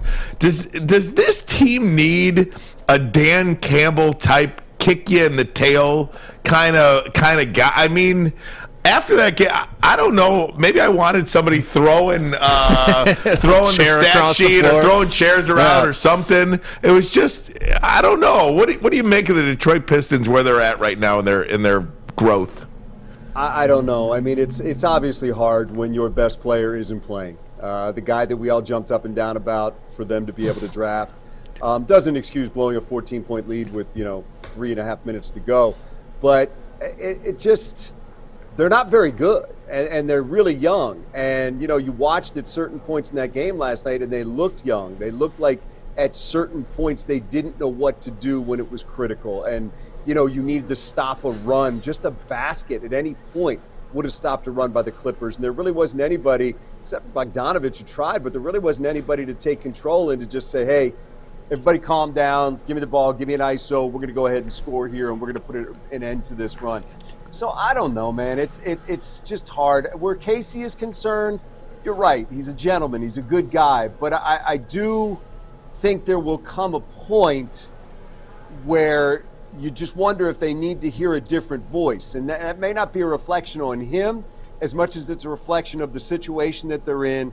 And ultimately, maybe just they need to hear something different. I don't know how many people can do better with this, with the team that they have right now. Two young guys leading the way from this past draft class who are going to be really good players. But also you can tell at times when Duren's not on the court at the end of the game that they don't trust him yet. I don't know, man. It's just, to me, it's tough. It's, as you said, Casey is a guy that's easy to root for, but when you continue to lose, you're blowing games like that, ultimately there does come a point where I think coaches just kind of get to the point where you have to make a move. And it's not always that somebody else can do a lot more with it. It's just that sometimes you need to make a change. Dan Miller joining us from Fox 2 and the voice of the Lions. Taking it back to the Lions, you made a comment earlier about how Dan Campbell has still kind of got steam coming out of his ears from that loss. In your discussions with him all throughout the season, have you seen him like that, a couple days removed from a loss, or does he normally just get past it and move on, or is this one really sticking with him? No, I think look, he's an emotional guy, and I've seen him angry before. This one just kind of was interesting to me because normally I get him the day after. This was 2 days after, and you could just tell that he was still really gritting his teeth. So I think it is embarrassing to give up that much yardage to a football team, and a head coach is going to feel that, and all those players are going to feel that, and that better stick with you, and it should stick with you. So. Yeah, I've seen him carry losses before. I've seen him carry anger before. But this one, as I said, kind of struck me just because of the length of time that it passed before we got a chance to talk to him. But look, it's there just wasn't anything that you want to hang your hat on coming out of that game that you can say they were prepared to do or ready for or anything. It's just not normal to give up 320 yards rushing. It's not normal to give up 7 carries of 20 yards or more. It's just all the things that we thought that they were able to do on this day, they didn't. But again, I will say, not making excuses, there are days like that in the NFL. You just hope your team's not going to have one. Hey, Dan, the next time we talk to you, this team will have played a football game. What do you think is going to happen this week, big guy? What do you think is going to happen on New Year's Day? And how would you classify this season if, in fact, they lose to TCU? Man, here's what I'll say, Ryan. I do think it is always interesting when you see a team leave their conference and play somebody else, because you kind of get that barometer of where they're at playing against the teams we see them play against all the time. I'm not sure what TCU is going to look like against Michigan, to be honest with you. And I'm not sure what Michigan – and that to me is, how good is TCU? Got a legit quarterback. Got a great wide receiver. They've got weapons. So, I mean, I would still classify it as a very good season. I would classify it as probably disappointing if you go in as a 7.5-point favorite and you don't win. But, again, I'm intrigued to see – this is a step up – for TCU being a 7.5-point underdog in a playoff game to show that, hey, you guys aren't respecting us. You're not respecting our resume, and don't think they're not using that. So I'm really interested to see how this thing goes. If I had to pick, I would pick Michigan. But, look, I mean, they are missing one of their best players. Let's see how that impacts them. Blake Corum has obviously been a great player for them and a big part of everything good that's happened to them. Is that rushing attack the same without him in this game? I know they've survived a couple times without him, but now you're talking about the playoffs and the brightest lights that you can possibly have, and there will be pressure on JJ to play well. We've seen him do it. Can he do it again in this circumstance? I think all those things bear watching because, look, up until the last couple weeks of the season, people were questioning whether or not he was going to be able to have that consistent passing attack. I think those questions still have to be answered in a game like this where you're called to perform at the highest level. The great Dan Miller taking some time out of his day to join us today. Dan, thanks for doing this, my man. Happy holidays, Happy New Year to you. And here's to a little bit of a Lions run here, baby. Lions in Michigan. Let's do it this weekend, huh? Let's hope we can get some wins out of everybody, guys. That would be Amen. fun, Amen. I appreciate it, fellas. You got it. Happy New Year, Talk Dan. to you next week. Thanks, Dan. You got it, buddy. You got it. So that was fun. Awesome. That was fun. This was a really great question, too, Stick, about I forgot what the how question. angry Dan Campbell was days later. So great you forgot about it. I've been on the air since 7 a.m. I don't even know what in the world I'm even it's talking interesting about right now. he gets behind the curtain, Yeah, right? He gets to that sit is down a with Dan great Campbell question. weekly, and Right. to see his demeanor from one loss to this loss, and him being like, "Oh, I noticed something a little different." I imagine the message in that locker room is a No little doubt. different too. Absolutely. There is no doubt about it. Stick, I want to continue on with a little Michigan talk. Heck yeah. And I want to pick up where we left off with Dan there. How would you classify this season if Michigan loses to TCU? I want your answer next. I'll share mine with you as well. This is Ermanni and Edwards with Mass, but first a message from Les Stanford Chevrolet Cadillac. Hey, Les Stanford has expanded into Ferndale, a trusted name for over 50 years.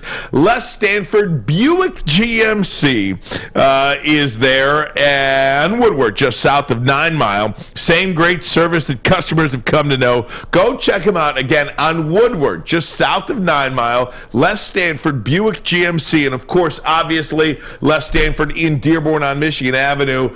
Over 50 years they've been there serving customers, Cadillac and Chevrolet. Find the brand you want, lesstanford.com, lesstanford.com. Love Woodward Sports? Love wearing clothes? Then you should be wearing Woodward Sports clothes. Check out our full line of merch at woodwardsports.com. Just click on Shop. We have all your favorite designs, like Dan Campbell kneecaps, Beverly Hills Golf, Woodward Golf, and of course, our own logoed out merchandise. Men, women, infants, kids all love Woodward Sports. Impress your friends. Impress your boss. Impress your dog. Buy Woodward Sports merch today. At work and at home, we're there with smarter security solutions. Featuring complete automation with customized alerts and more. For over 90 years, we've been the company that's been counted on to protect what matters most, all with personalized service and care. Right now, for a limited time, receive a free video device plus free installation with a new home system. Guardian Alarm. We protect Michigan.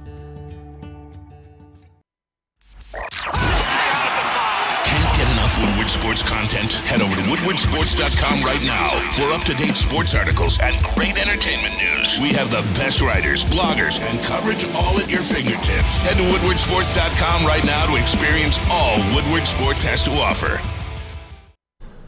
Listen, the ground is frozen right now. If you need to build anything outside, don't do it yourself. Get the proper equipment, because I tried putting in a post one time with a one-man auger. Dang near threw out my back. I wish I would have called Alta Equipment, because they would have gotten me all the stuff I needed to get the job done fast, efficient, and the way the pros do it. You want to get yourself started on any project, call Alta. That's 844-GO to Alta. 844-GO, the number 2, Alta. Number two. Go it. Alta. Stay regular. Oh, it's JB. What's going on, everybody? JB here. Hi, JB. Talking to you about the Monroe Street Midway. I've told you before, they've swapped out roller skating, the basketball, the mini golf for the giant Arctic slide, that winter bumper car, those indoor arcades, and check this out, puck putt. Oh. Puck putt. I know. Grab a hockey stick and shoot the puck in each other's net. I got a 9-part course, and it is brought to you by Come Play Detroit. And this is absolutely free. You guys got to go down there and check this out. But if the games aren't your thing, they always have food down there. Mm-hmm. They have food? Yeah, they are serving up the burgers, the pierogies, that homemade chili, the chicken sandwiches, mac and cheese bites. But not to mention, they also have the gluten-free and vegan options as well too. So you got to check them out. No matter what is down there, you're going to love it. Hipsters are welcome. But also coming soon, check this out, the Woodward Sports Winter Olympics. You will be able to compete with Darren McCarthy, Braylon Edwards, Adam Baydoun, Ryan Ermanni. I believe Mads will also be there as well. Stick, unfortunately, is going to let the rest of the guys win. He's going to take the day off for that one. So, and also the heavyweights will be down there as well. So come check out the Monroe Street Midway Games, and also check it out at deckedoutdetroit.com for all your winter fun information. And from us here at Woodward Sports, happy holidays once again. We're here. It's a good flight. We had a good practice today. Jumped on the flight. It's great to be here. We honored to be here. This is the best of the best, playing the best, and our team is ready to have at it. Is that the Verbo Fiesta Bowl, or is that the Juliana Street Bowl? I mean, can they get these guys a bigger table to sit behind? I mean, they're crunched behind there. I mean, come on. That's Jim Show Harbaugh. some respect. Yeah, have some respect for the Michigan on that Wolverines. I do want to give courtesy to whoever gave us that audio. That was that best players. Real Tony Garcia. I think it was Zach Shaw. Zach Shaw. Yep. All of them. We got a couple of them on there. Zach Shaw, Tony Garcia. Certainly appreciate that one. Just want to give credit to where we got that sound from off of Twitter. So those gentlemen deserve the credit for that. This is a big game on Sunday, obviously. Or excuse me, Saturday. It's a big game, obviously, on Saturday, and they are a touchdown and a half point favorite to beat TCU. We'll see what happens. I don't know which Michigan team is going to come out. I don't know which TCU team is going to come out. I wish I had something more for you, but I don't, if I'm being honest. I think Michigan will win the game. I hope they will win the game. I think they have to win the game, and I'll tell you why. I think the University of Michigan gets... For as great as Michigan is, for as great as they have been, they do have this stink on them as well, that they cannot win the big one. One national championship in 50-some years. They get all this love, all this credit for being a blue blood, but what have they ever really won in terms of a national landscape? They got blown out in the playoff last year. If you want it to be different this year, you have to go win a game. I'm not saying win the national championship, although it would be nice, and I do expect them to win. But, I really don't have that a basis for that. I think they'd play better the second game than they would the first game, to be honest with you. Yeah. But we'll see. I think they got to win this game. I think they have to win this game. Otherwise, they are going to continue to be a little bit of but they can't win the big one. What have they ever really won outside of the Big Ten? That's just kind of how I feel about it. Well, you're right to feel that way because I have no allegiance to Michigan. I have no allegiance to Michigan State. I went to University of Detroit. Go Titans. Don't even have a football team. Shout out to the Titans. Yeah, Mike Davis. But I've heard the narrative. You know, I've heard even the national championship you won in '97 was a split national championship, right? I've heard all those things about Michigan, and you hear, all your wins came early when you guys were playing in leather helmets and all those kind of excuses. And to some extent, they're right. I mean, unless you've won a national championship, you haven't won a national championship. There's no two ways about it. I can't work my way around that and make people feel better for something you haven't done. And after a 13-0 season, if you go and drop the ball to TCU, it's similar to what I was talking about with the Lions. Put a nice little bow on this season, set it on the shelf. You can look at it every once in a while, say it was nice, but you're not going to be displaying it forever, and you're excited about it, right? You're right. They need to get this win against TCU. And if they do that, I think then whatever happens in the national championship game is just gravy or icing on the cake, whatever food analogy you want to use for it. But they do need to get this one win, if only to get that monkey off the back and to understand that they can get this one win. You know, because they haven't done well. Last year was not a good look against that Georgia team, especially after everybody was clowning Cincinnati that they shouldn't even be in there. Then they go get blown out. And then what happens with Michigan that should have been in there? They go get blown out. So, yeah, Michigan has a chance here, and I don't want to equate them to the Lions because Michigan has had much better history than the Detroit Lions. But they're almost at the same point right now, where if they don't win, people will be able to say what they did in the regular season was fine. And what about it. Jim Harbaugh and all this stuff? Yes. Yeah, absolutely. I agree. I think they've got to beat TCU. And again, if they were playing Alabama in this game, I think it wouldn't be like that. But because of the name on the front of the jersey that they're playing in TCU, much like I think a lot of people believe they got a break in playing at TCU as opposed to having to play Ohio State again or having to play Georgia or having to play some team that has a little bit of Bama or history behind their name. But that also puts a little bit more pressure on you, too, because now they're favored by more than Georgia is over the team in Ohio State. That's right. So there's pressure on you. Jim Harbaugh, and all things that I've seen since they got to Arizona, the dude looks locked in. Yep. He looks focused. No doubt. And he looks like he has his team ready. You saw Donovan Edwards sitting up on that stage. That's the guy I'm focusing on this game. And you'll hear more from Jim Harbaugh and J.J. McCarthy. We'll play those for you next. But first, a message from Lady Jane's Haircuts for Men. Come to Lady Jane's for an award-winning haircut experience and register for a once-in-a-lifetime opportunity to win a down payment for your dream home up to $200,000. Lady Jane's open 7 days a week. You can walk in anytime. It's wicked awesome. Wicked. Hi, I'm John from Better Rate Mortgage, and to me, family is more than blood. That's why I have the biggest family in Metro Detroit.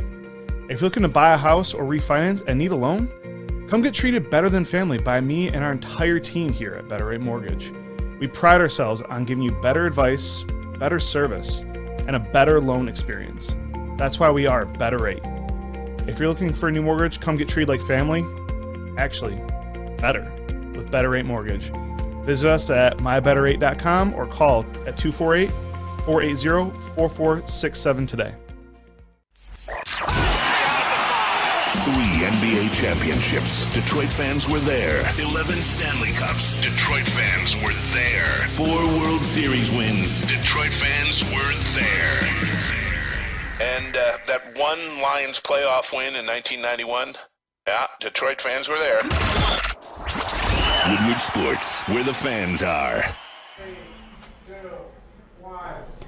Downtown Detroit is all decked out this holiday season with the return of the Cadillac Lodge and the Monroe Street Midway. I already told you the Midway has the giant slide, those winter bumper cars, and that indoor arcade. Plus, you can always grab a drink at the Lodge before or after any home game for the Lions, Wings, or the Pistons. Shop, eat, and play downtown all winter long with Decked Out Detroit, and you can always check them out at deckedoutdetroit.com.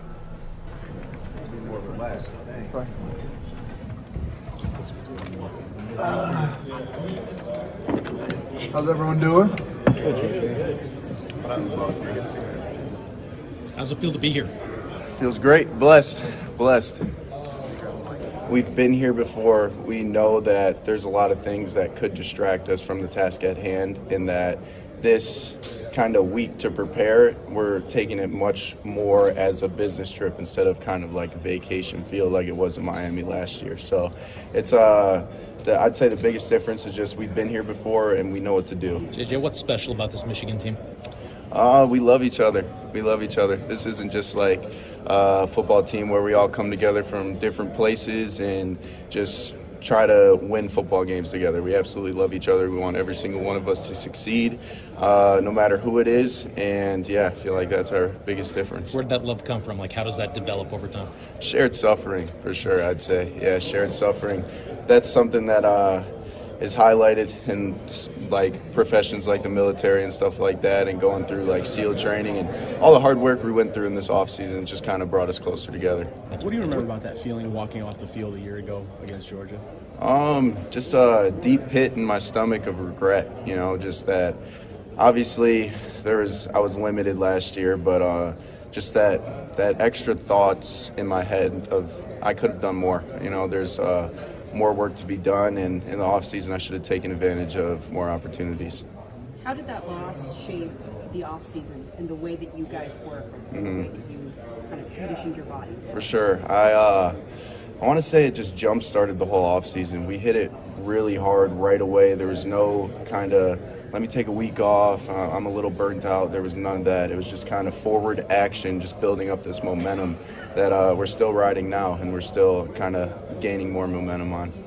And that was J.J. McCarthy at yesterday's media availability. Actually, that was today's media availability. The Verbo Fiesta Bowl put that out, and we appreciate that audio coming from there. One of the things, Stick, that J.J. McCarthy was talking about was this shared suffering. And last year, you'll remember one of the images from that game against Georgia, just getting blown out on the field, was J.J. McCarthy, Donovan Edwards, and Andrell Anthony, all freshmen at the time, kind of watching the celebration. It was a powerful picture. Yeah, kind of watching the celebration and hoping that was them one day. And now that does have the they do have that opportunity to be themselves. I do think that helps these young guys because this is still a young team, and we'll see where that goes. Yeah, I think another important thing that he talked about was having that experience. Like, the first time you get into the playoffs, it's, we're just kind of, gee golly, happy to be here. This is a cool experience. And you see that in NFL teams. You see it with NBA teams. I think even the bad boys during the 30 for 30 talked about it. The first time getting to the finals, you don't know exactly what to expect. The amount of media coverage, your schedule changes, the traveling, and all of that good stuff. Now this team has experience with it, so they should be able to handle it a lot better. And like I said, this is a business trip. Yeah. This is not a vacation. Last year felt like a vacation. This year feels like we got things to do, and I love that mentality. And that's similar to what I was talking about earlier when Jim Harbaugh is talking. He's all business this time. There's not very many smiles. There's not very many ho-hum, we're happy to be here. It's, we're here on a mission. We're here to do something special. We're here to cement our legacy, and I think Michigan can do it as long as they keep that mentality. Yeah, I do believe this is a little bit different from last year, and just coming at it from my angle, too, as an alum, somebody that loves Michigan football. Last year, I felt like the way I approached the week was, just excited. We're in the college football playoff, baby. Yeah. We did it. Yep. We beat Ohio State, and boy, go blue. Go fight, win. Yep. And now this year, I'm like, okay, check. Did a couple of these things, and here we go. It does feel like, and you heard J.J. McCarthy say it, this does feel like a bit of a business trip instead of a vacation. Yep. And we've all been there before. We've all experienced something in our lives like that before, that you do something the second time or the third time, you're probably a little bit more capable and able to do it better than the first time. And there's something about these guys, something about this group, that hasn't had the disappointment. Obviously, last year losing to Georgia, but these younger guys who are making such an impact on this team, Donovan Edwards, J.J. McCarthy, and such, they haven't lived through this Michigan football season after season coming up short. Right. They are part of the crew that helped change it. The Renaissance. Yeah, right. Exactly. Yep. Even 2020, they didn't even, they weren't around in 2020, COVID year. All they know is winning Big Ten championships. That's the only thing they know. And that's the cool part about college, right, as people cycle through. And now, you're right, that's the culture that all the new players are coming into. The batch of freshmen that are coming in this year, or even the batch of freshmen that came in this year, they're being led by people who have been into the college football playoffs, who know how to get there, who know how to handle the pressure of an Ohio State game, who understands what it's like to lose a big game to Michigan State and bounce back the next year. Like, those are learning things and big blocks for young programs to have, and that's obviously the biggest difference between college and pro is the constant changeover, and that's why I think Jim Harbaugh is such a good college coach compared to what he was as a pro coach. He was a good pro coach, but you could tell, kind of like Dwayne Casey, after a while the message wears off, because I'm talking to a guy who's signed to 8 years. He's making $20 million a year. He's not going to receive the message the same way. Jim Harbaugh is an intense guy. He gets a lot out of his players, and that message can wear on you after a while. But if you're only there 3 or 4 years, it's going to be fresh every single year. Do you think on the other side, and we'll talk more Michigan and TCU tomorrow. Braylon is back tomorrow. We'll chat with him about it. On the other side, I want to go there next. Georgia and Ohio State. I believe that Georgia is going to blow Ohio State out of the water, and that Ohio State doesn't even belong on the same field with them. But, and there is a but, I've been doing this long enough too to understand that this line is only 6.5, and that's, I don't want to say scares the living bejesus out of me, but that looks too good to be true. And when something looks too good to be true, it usually is. Does Ohio State have any shot, a legit shot, not a shot, a legit shot to beat Georgia? We'll go there next, but first a message from Chili Peppers Tanning. Ooh, Chili Peppers tan. The sun, once again, is not out today, but you know where it's shining so bright, where you can put on that nice suntan lotion and go get that bronze look that you've been fiending for. Chili Peppers tanning with locations all over Metro Detroit. There's one near you. So go get that tan that you deserve. They got the hottest bulbs, they got the hottest deal, and the darkest tans at Chili Peppers Tanning. Love Woodward Sports? Love wearing clothes? Then you should be wearing Woodward Sports clothes. Check out our full line of merch at woodwardsports.com. Just click on Shop. We have all your favorite designs, like Dan Campbell kneecaps, Beverly Hills Golf, Woodward Golf, and of course, our own logoed out merchandise. Men, women, infants, kids all love Woodward Sports. Impress your friends. Impress your boss. Impress your dog. Buy Woodward Sports merch today. Introducing the Planet Fitness Guide to getting that post-workout glow. Step 1. What's your why? More epic energy? Better sleep? Blow off steam? Step 2. Join Planet Fitness for just $10 a month and get moving in our clean and spacious clubs. Step 3. Bask in that post-workout glow. Join Planet Fitness today for just $10 a month. Join today at any of the 50-plus Detroit area locations. I'm Dr. Jason Olafson, DC, the founder of the Custom Health Centers, and we've helped thousands of people learn how easy it is to lose weight and keep it off with our customized weight loss and body contouring programs. With Custom Health, you don't feel hungry, you eat well. My name is Simeon Timbuk, and I lost 71 pounds on the program. Call us at 844-789-THIN or visit CustomHealthCenters.com for a free consultation and get started for as little as $5 a day. A ton of fun, a ton of sports, and a ton of man meat. Welcome to the Woodward Heavyweights, live daily 5 to 7 p.m. on Woodward Sports. Ooh, Cintron is your official energy drink of the Detroit Red Wings. They're also the official energy drink of LCA, and you can get them at Kroger. So good. It'll get you that energy you need to get through the day. And I haven't eaten today. I had a Cintron earlier, though, and I got enough energy to do it. Right after this, though, I'm getting some food in me. Cintron, so good. That sparkling energy drink can be yours. Go pick it up at Kroger or order online, CintronWorld.com. Welcome back, WoodwardSports.com, Fox2Detroit.com. Ryan Ermanni, Stick in for Braylon today. Braylon will be back tomorrow. Tom Mazaway off. Fletch JB with us. Just going to the other side, sticking with college football now. Georgia and Ohio State, again, I think that Georgia is going to blow them out, but the line indicates to me that a lot of people believe Ohio State will not only make this a game, but have a chance to win the game. Less than a touchdown favorite are the Georgia Bulldogs. Stick, where are you on this game, and who should Michigan be rooting for? I'm personally rooting for Ohio State. I never thought I'd say that in my life, but I want Ohio State to win. I want the Michigan-Ohio State National Championship. I want the SEC and everybody that supports it to have to sit there and watch two Big Ten teams go at it. And, of course, I want Michigan to come out on top, especially after beating Ohio State for a national championship. Like, talk about you won at our house, we won at your house. All that rivalry stuff is fun.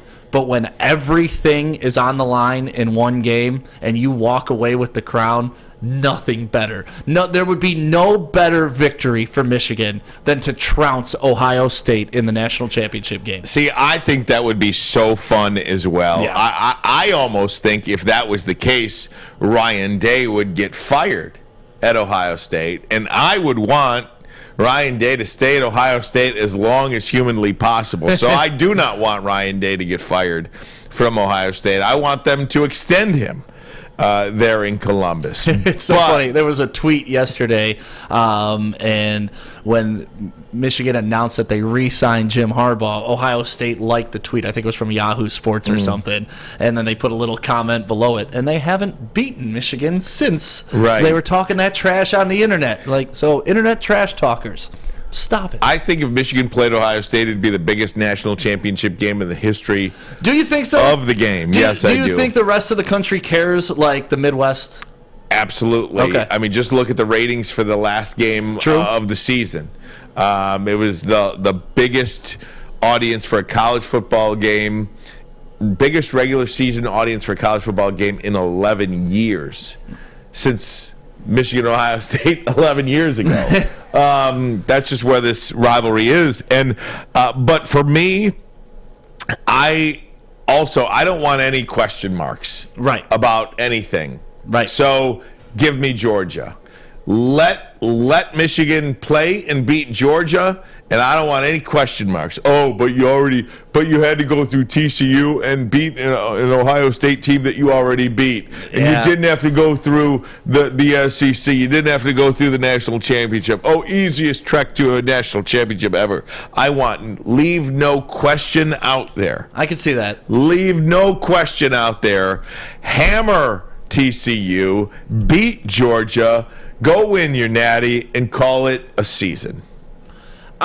Listen, I'm not opposed to that either, and I understand the perspective of, oh, well, you didn't beat the best team in the country. Well, and people would say that dumb stuff too. Like, honestly, they would definitely throw that into Michigan's face. But at the end of the day, if you're wearing the ring, who the hell cares what your opinion is? I don't care that you don't think I earned this. Guess what? All the other teams didn't get it. We had to win who was in front of us. It's not our fault Georgia couldn't manhandle a team we already manhandled, and we had to go in and spank them again. That would be my argument back to them. But I definitely see the pessimist being like, oh, you didn't even have to play Georgia. And it's like, well, yeah, because Georgia lost. Right, no doubt. So, and if no matter what happens from here, Jim Harbaugh's name is going to be involved in just about every NFL coaching vacancy out there. As he should. No different if you look at this list of favorites to be the next head coach of the Denver Broncos. Of course, Nathaniel Hackett was fired yesterday. Did you get this? What was this printed on?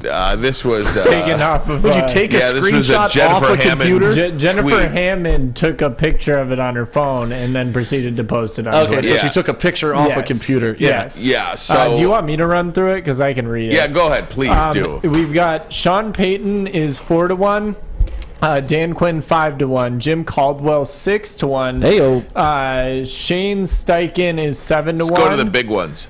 Big ones. Where's Jim Harbaugh? Frank Reich is 9-1. Jim Harbaugh is 12-1. Brian Flores 18-1. See, Eric the Enemy is still on there. Dude, I see Shannon Sharp on here. Peyton Manning is 50-1. Bill Cowher 66-1. Mike Shanahan 100-1. You know who we don't see on this list? Ben Johnson. Ben Johnson, and I love that. No doubt. He's ours. Yeah. Ben Johnson is not on that list, but I anticipate Ben Johnson is going to be on that list. That is not the Denver Broncos list. That's a betting site list. Okay. And I think Ben Johnson is going to be talked about for a lot of these vacancies. And I think Jim Harbaugh is going to be talked about for a lot of these vacancies. Yeah, well, last year even Jim Harbaugh was talking about, talking to professional teams and whatnot. And, he should. He had great success when he was in San Francisco. He went to a Super Bowl in San Francisco. He can handle the NFL game.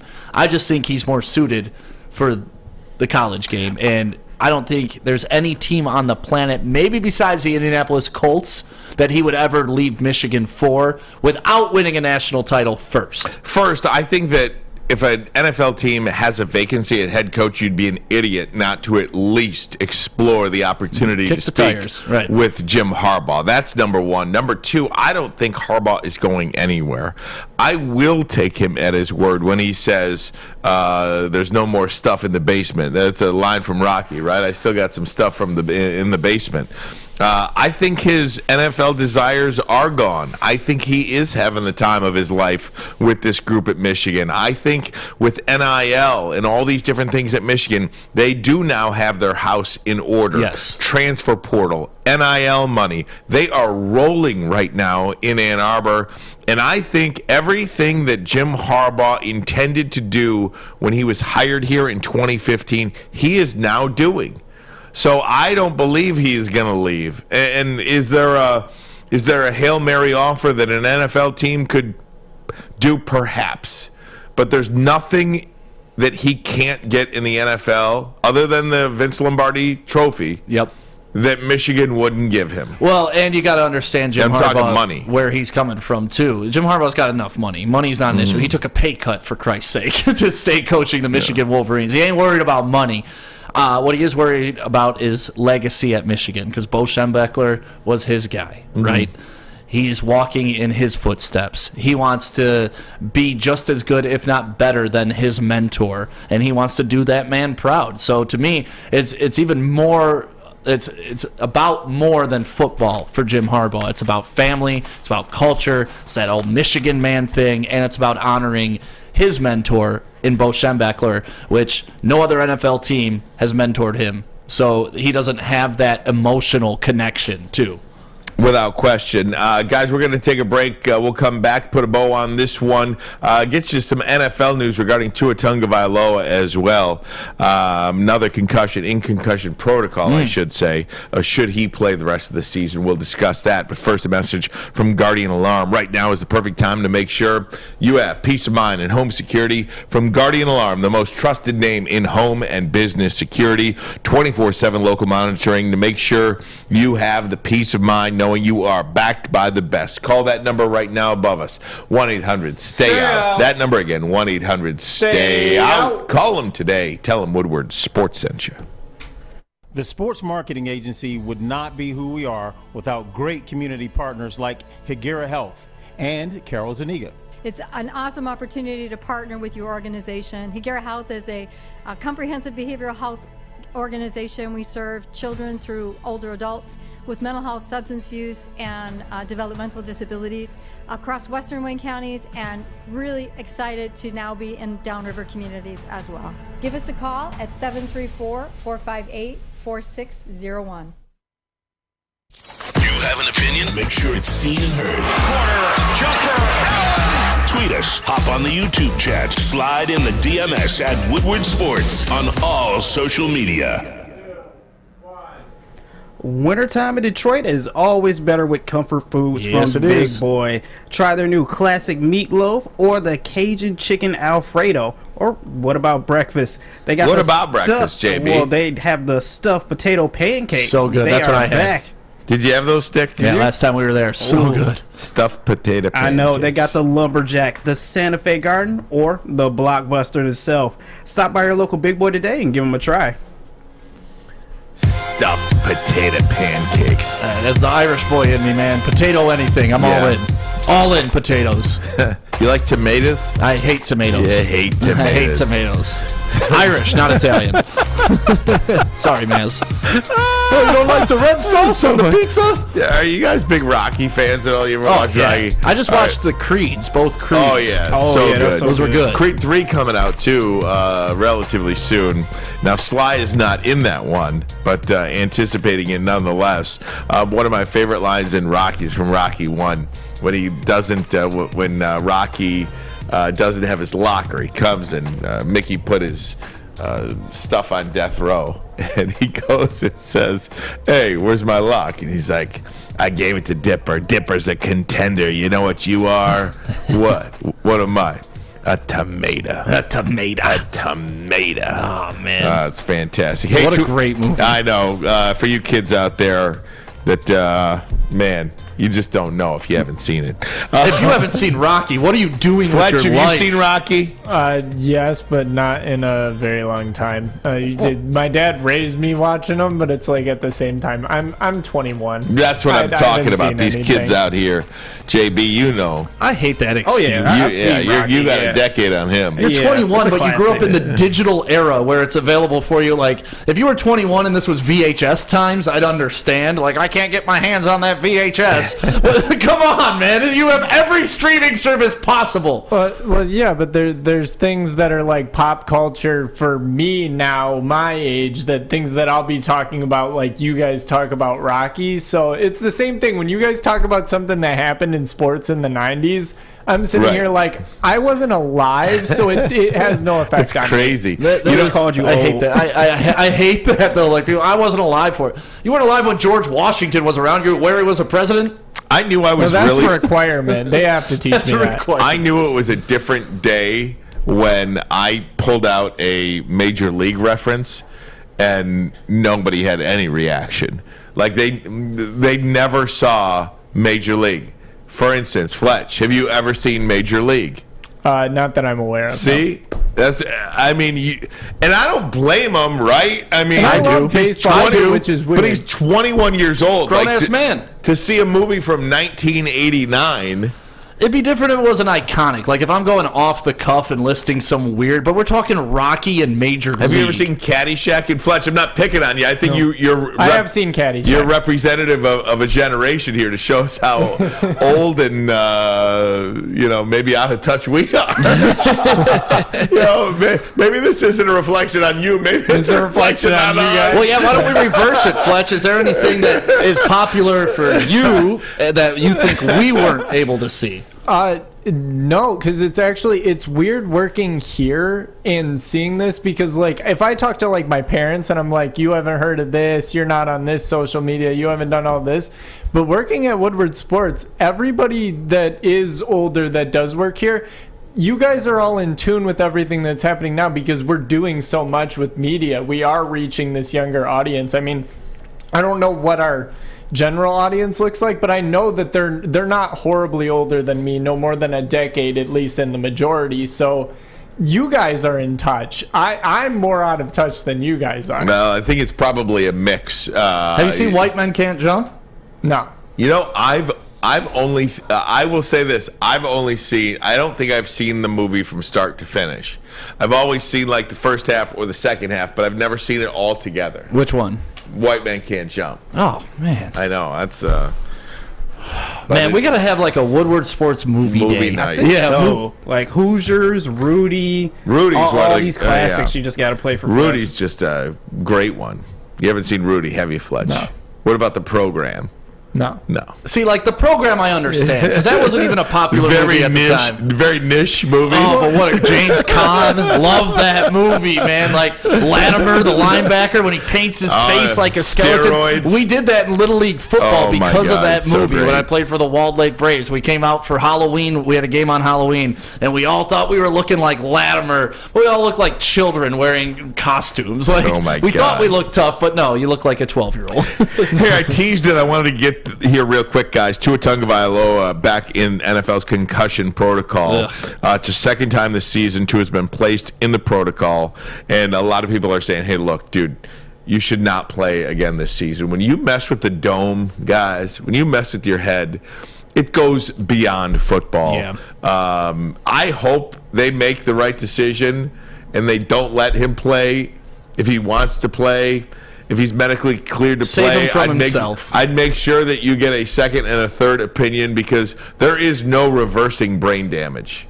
And I think this puts Mike McDaniel and the Dolphins and the team in a pretty difficult spot because you want your best players out there, but if your best players have head injuries, you can't put them out there. Not saying that the doctors would let him play, but saying that, hey, I've seen crazier things happen.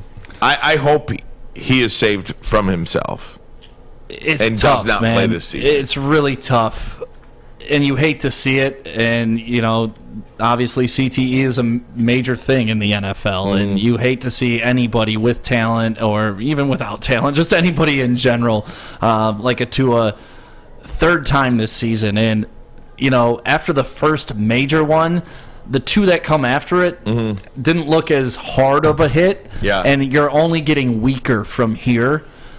I'm to the camp of I don't like telling people what to do because I don't like people telling me what to do, but somebody needs to save him from himself, and I'm not talking just shut him down for the season. They need to run a lot of tests and maybe shut him down for his career.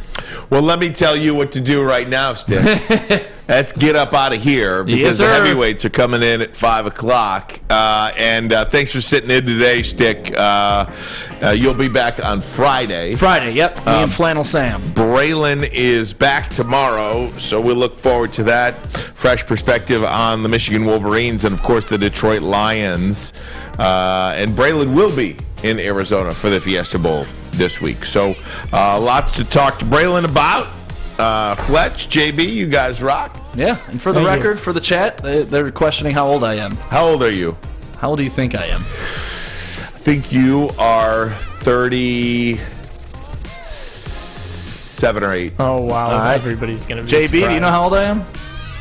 43. 38? Fletch, you know how old I am? As far as I'm aware, it was 41. Correct. I am 41 years old. Do you know how old I am? Me and you are about the same age, right? You're 39? 40?